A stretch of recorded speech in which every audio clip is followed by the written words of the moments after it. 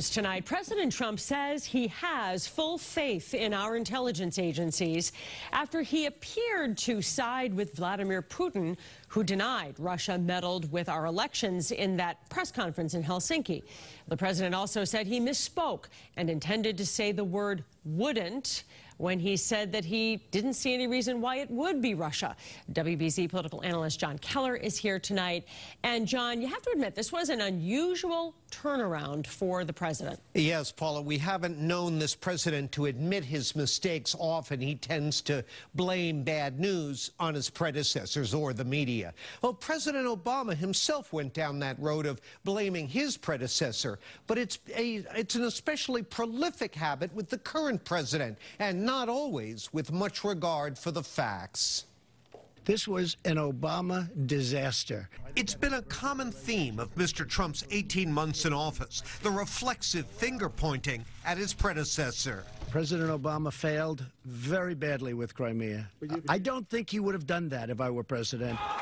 The illegal Russian annexation of Crimea in 2014 was a touchy situation, and both Obama and the Republicans settled for economic sanctions in response.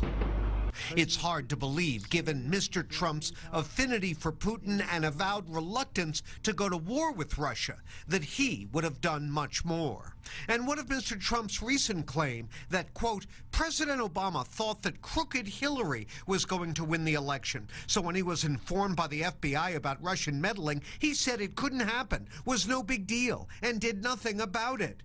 The Pulitzer Prize-winning website PolitiFact examined that charge and found it mostly false because President Obama did confront Putin in person and publicly chastise the Russians for their meddling before the vote, expelling dozens of Russian diplomats afterwards. I hate the children being taken away. The Democrats have to change their law. That's their law. And this effort to blame Obama for the family separation fiasco didn't impress fact-checkers who noted previous crackdowns under Obama and George W. Bush did not take kids away from their parents.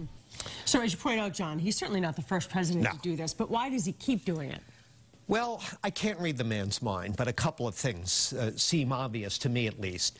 First of all, it's catnip for a large part of his base. They really hate Barack Obama. So when you evoke his name and draw the contrast, it works for him. And also, Paul, I think it's personal. You know, a lot of people have noted that his interest in running for president really went into overdrive after the then President Obama mocked him at one of those horrific White House Correspondents' dinners. So maybe it's catnip for the president himself. We'll see how much longer it goes on. John Keller, thanks very much.